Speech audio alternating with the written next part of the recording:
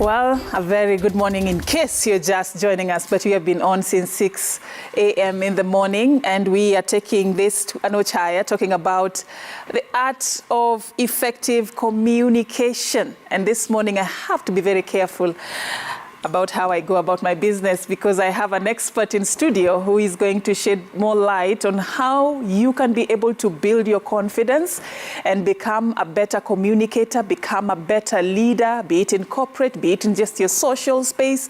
And I just want us to understand how this whole journey began. Have you ever heard of the Toastmasters? I would call it a movement. It's a global movement that we're just about to understand right now that had its inroad right here in Kenya. Many clubs have been formulated around this. And I'm hosting this morning Emilia Siwingwa, the director of Toastmasters International's District 114, which has about 6 countries in the East African region. Thank you for creating time for us. And she also holds the distinguished Toastmaster Award, which I want to hear more about. Tell me a bit about this Toastmaster. Is it a club, or is it, let me call it a movement to be safe, because it is a global movement that seeks to do so much in the communication space. I want to understand the journey and how it started. Wonderful. Well, thank you for the opportunity, first and foremost. Toastmasters has been around for 99 years. 99. Founded in 1924 by Dr. Ralph Smedley in the United States. Toastmasters is now in 144 different countries around the world, with thousands of clubs in different countries. And here in East Africa, we are in Burundi, Ethiopia, Kenya, Rwanda, Tanzania, and Uganda. Mm-hmm. I love how you call it a movement, because indeed it is a platform that provides opportunities for people around the world to become more confident when they speak, more confident in terms of thinking on their feet, and more efficient when it comes to leadership. Mm-hmm. I want to know what inspired it. And by this, I want you to tell me a bit about the instances or areas where you have seen ineffective communication affect people, affect opportunities, or affect anything in the society. What would you say about the impact of ineffective communication? Well, in its founding, Toastmasters was brought about by the fact that people would go to social gatherings and would be asked to speak and wouldn't quite know what to do, wouldn't quite know what to say. So the toast comes in delivering a toast in a social function. But it later evolved into helping people become more confident in the workplace, more confident in social spaces. The idea being, in the workplace, for instance, those who are able to package information effectively and communicate it to a variety of stakeholders are more capable of being able to get vertical advancement in work, in terms of promotions, for example. And through Toastmasters, one is just able to get that level of confidence where you can speak in front of a large audience at a conference, or have a conversation with you, Safine, on TV. Yeah. All right. So what do you say are some of the things that would make somebody not have that kind of ability to really express themselves in a confident, eloquent way? Because many people would want to do that. We have leaders who are very good when it comes to the leadership qualities. We have leaders in corporate space that are very good leaders, but when it comes to communicating and engaging with the people that they're in charge of, that's a very big problem. Or speaking in front of a crowd, it's still quite a big issue for many people. Why is it so? People fear public speaking more than they fear death, according to statistics. So a lot of people, when confronted with communicating with people, whether it's one-on-one or with a larger audience, naturally have a phobia.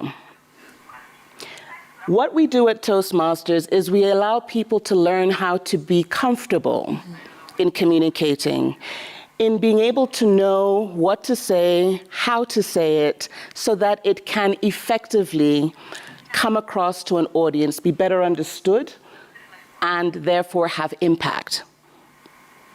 So how do you do this? It's a global movement that didn't start here in our country, but I was just looking at how far it has gone and how it has stretched even just within our borders, Kenya.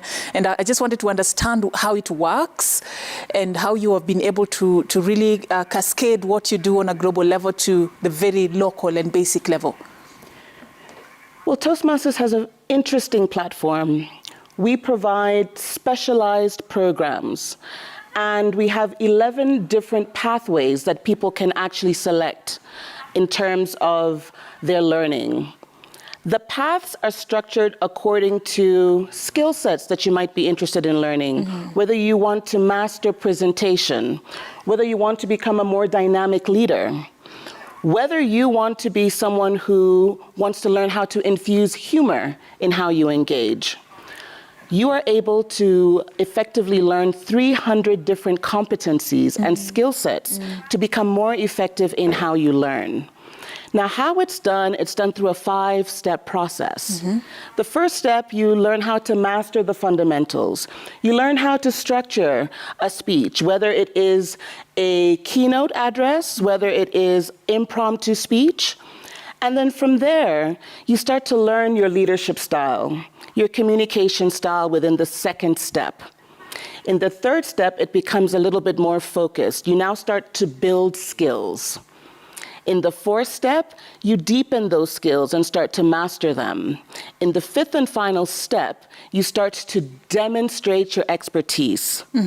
What happens is that you go through a series of projects through these various steps. And then you deliver speeches within a club setting that enable you to get peer feedback, peer support, so that you then are able to gain the confidence to apply what you learn in the real world, quote unquote. And your flow of thoughts and how you break this down is also really, I can just get sort of like a glimpse of some of these things and how they are done. But I just want to understand, is it done like in a classroom setting, or how do you undergo the different stages that you've taken us through? And how long does it take for one to turn from a non-communicator to a very impressive communicator? Excellent sets of questions. This is purely self-paced. How far you go in Toastmasters is up to the individual. However, it's experiential learning. So indeed, you would join a club. It could be close to your workplace. It could be close to where you live. You join a club, and once you're in the club setting, you are then assigned a mentor. The mentor walks along with you in the 5 different stages of the experiential learning. However, you access information through an online platform. You read through projects. You follow instructions in terms of particular exercises or activities within the project itself. And then you work with your mentor to develop a speech that you would then come into a club setting and deliver it in front of your club members. Within the club setting, you then get feedback through an evaluation. You learn the areas that you are excelling in, the areas you could improve upon, and the areas you could challenge yourself. For example, someone might say, use a little bit more vocal variation when you speak because you speak with a monotone. Or learn how to be more intentional with the use of your gestures. Or perhaps, how do you use your face? How about your posture when you're speaking? So it's all important. It's all important. It's not just about what I say, but even what I do with myself while speaking. Absolutely. If you can think about any leader who has inspired you or captivated you, and you think about how it was that they communicated their message, you will find that they've used different tools in so doing. All right. I want you to run me through very quickly. Somebody could be watching us. They have the next big engagement. They are going to be addressing a crowd. It could be small or large, but you cannot underestimate any crowd. Take me through the process, the preparation, what they need to do while on that big stage, and what will make them really, capture that moment and utilize it. Well, the very first project that any Toastmaster undergoes is called the Icebreaker Project, For me, I find that the basics, the absolute fundamentals are learned through that project. You learn that the basic structure of a speech comprises 3 sections. You need an introduction that tells your audience what you're going to tell them, a main body that now expands on the information that you told the audience you would tell them, and a conclusion that perfectly summarizes that. You learn the basic structure of that speech. You learn things like the power of 3, how to help your audience remember what it is that you're going to say. Through the Icebreaker Project, you're also taught things like how to practice before you deliver that speech. Do you do it in front of a mirror? You can record yourself. You can bring a test audience in front of you and practice your speech. You also learn breathing techniques, how to calm yourself down before you actually address the audience. And I find that when people commit themselves to the Icebreaker Project, the rest of their Toastmasters journey is simply downhill from there. To this day, even as a distinguished Toastmaster, I still rely on the fundamentals that I learned in the Icebreaker Project. Simply the structure of a speech, how to compose myself, and how to be more effective as I engage my audience. When you look at impressive speakers like the late Nelson Mandela, the former president of the US, Barack Obama, and I can go on and on about who else has inspired me when it comes to public speaking. Do they just wake up and speak? Or there is something that happens before they get to that stage? I want to understand more about the preparation and what it takes to become, what they are while they are addressing the public. Well, the wonderful thing about Toastmasters is that you get a stage to practice on. And what I've come to learn, having been in Toastmasters now for 4 years, having gone through 6 different pathways experiences, is that once you understand the basic structure of a speech, and once you understand the subject matter, you can actually go in front of any audience even without having prepared your speech. But what Toastmasters teaches you are those fundamentals. How can you wake up in the morning and come in front of you and have a conversation which hasn't been written down, which you are not reading, but you're able to effectively engage your audience? And when you see the likes of a Barack Obama or the late Nelson Mandela, I always say a good leader is a reader. You can't give of yourself if you don't have something to give.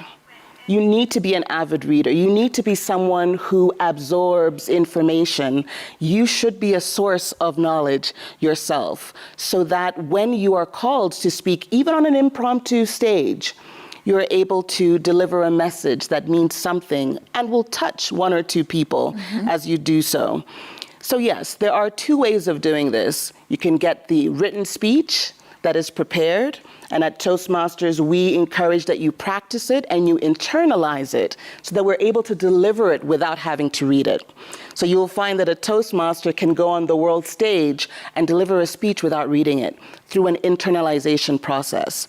But once you become as seasoned as a Nelson Mandela or a Barack Obama, because you yourself are a fountain of knowledge, you're able to then structure your speeches effectively in front of any audience.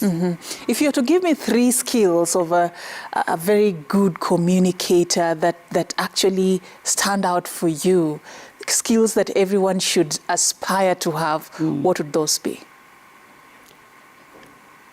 I think that any effective communicator must be somebody who has mastered interpersonal skills. I should be able to read your body language to see whether what I'm saying is resonating with you. So the ability to be able to understand your audience is critical as a first skill. The second is that when you exercise empathy, you then are able to be responsive to the cues that you're receiving from the person you're speaking with or the audience that you're delivering a speech to. And then lastly, I believe that it's always important to know your audience ahead of time and to know that you're going to deliver a message that has some kind of meaning to them. Whether you want to inspire them, whether you want to educate them, or whether it's simply giving them information, it's important. So first, know your audience, read their cues. There are social cues that you will see. There are facial expressions, body language. Are they slouched? Are they paying attention? Are they listening? Then understand how to exercise empathy as a leader, as a communicator, so that you're delivering a message that is effective to them.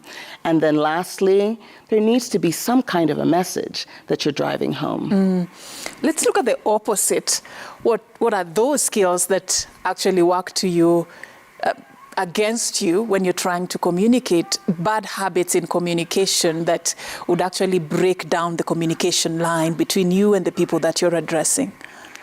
One of the things that I've come to learn through Toastmasters is the importance of active listening.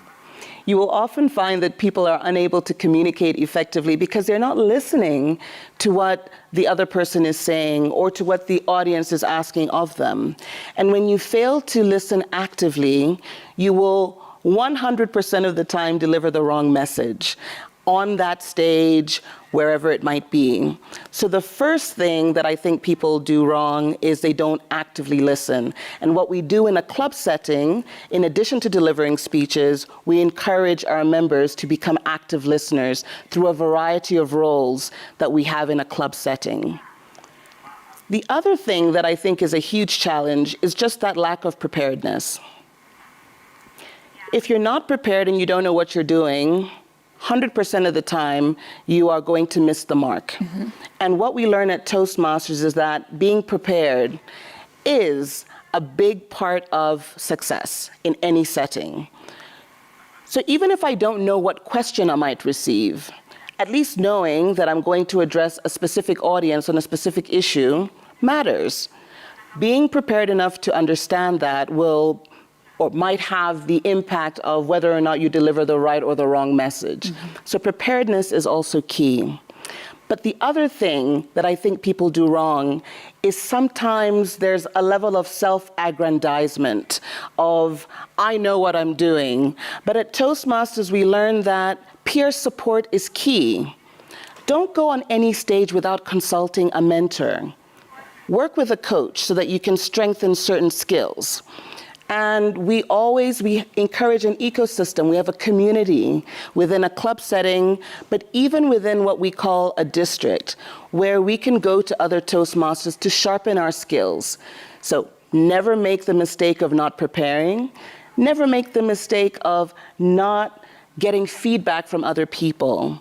And always make sure that you come prepared, knowing your audience. I want to also speak about something. There are people who, should I say, are overconfident or sort of like overdo it? Because sometimes many people believe that speaking effectively or becoming that impressive speaker is all about using the big vocabularies, bringing up history that you feel nobody in the room knows, and using examples that would make everybody see how smart you are. Right. Is that the way to go? Is that the way to leave a mark? Absolutely not. I think that the people you've mentioned, especially Nelson Mandela, Barack Obama, if you really listen to what they're saying, they simplify the message. The people who have 100% lost their audience, the people who you're not really going to hear about today, are people who have used unnecessary grammar and vocabulary. A simple message is key, and that's why I said at Toastmasters we learn how to structure a speech simply. Tell your audience what it is that you plan on telling them through your introduction. Expand on that through your main body. Use the conclusion to remind your audience. Keep it short and simple. Get right to the point. Otherwise, you lose your audience. We see in different settings, whether it is in a classroom, whether it is in parliament, people nodding off. And if you keep it simple, you have a message, it's well structured, and well delivered. It's engaging. I'm using my variation in my tone. I'm using purposeful gestures. I'm communicating with you and looking you in the eyes. You're going to remain engaged, but keep it simple. Keep it simple, short and simple. I like that. Let's somebody is feeling like, is it just about those who have big platforms to address, or it's also an important skill for the ordinary social, settings, the common conversations we have on a day-to-day level? Is it important in that setting, or it's just reserved for the big stages and the big crowds that, probably leaders address on a day-to-day basis? Absolutely not. Mm-hmm. In every setting that we're in, from the family to the workplace, to a social setting, to whether you're in your mosque or in your church, everywhere you go, you're communicating with people. And what we say at Toastmasters is we need to learn how to effectively engage in any setting. So it's not just about going in front of a group of people at a conference, or being at a press conference, or being on television. You need to be an effective communicator in any setting. This is why you find that Toastmasters is working with people like the Rotarians, who work actively in communities. They come to Toastmasters to learn how to be more effective in their communication abilities. Or the Lions, who do charitable work in different communities. They come to Toastmasters because they recognize that the art of communication needs practice, that it's learned. It's not innate. You are not born with it. You learn how to become more effective in communication. And so being at Toastmasters helps you get there. It is a process. And for those who commit to the process, they see change. Mm-hmm. Those who come in and don't put in the work won't see change. So to that, I want to say, you only go as far as you're committed to go. And because there is a fee in all of this, I always say to people, don't become a Toastmaster unless you really want to invest in yourself. But in addition to investing in yourself, you really want to make sure that you are desirous of having an impact to other people. Mm-hmm. What's the point of communicating effectively if you're going to keep it to yourself? You want to be able to communicate with other people in different settings. So yes, it matters whether you're doing it socially. In fact, we have projects that specifically help you become better at networking. Mm-hmm. We have projects that help you become more effective when you're in an interview. For a job, for example, mm-hmm. you can practice the different skills and to get to the comfort level to be effective in an interview. We provide an array of structured learning programs that help you be comfortable in any type of setting. Mm-hmm. But yes, absolutely, any setting, you want to be able to communicate effectively. Mm-hmm. So how do I start this? Somebody was asking, so where do I go? Excellent question. Yeah. You can find the information online at www.toastmasters.org. And when you go to that website, you can find a club. So you might want to pick a club near your workplace, or you want to pick a club that is close to where you live. Find a club and visit us. Now we are running hybrid meetings in many of our clubs. Some clubs are now meeting physically again post-pandemic. You decide the club that you want to visit us. Once you visit us, you can then decide, am I in a club that meets or suits my culture? Is this a good fit for Emilia? Mm-hmm. And if it's a good fit for me, then I can then decide to become a member. And membership is pretty simple. There's a $20 joining fee. And in addition to that, there's a $45 membership fee. So to become a member, there is a $65 payment. And obviously, you would then look at the local currency in the country that you're in to translate that to make that particular payment. And we pay the $45 once every 6 months. Okay. All right, thank you so much. Fortunately, we've run out of time for this very important conversation, but thank you for the tips you've shared this morning. Just a glimpse of what is to be expected if you want to become a Toastmaster or if you are one already.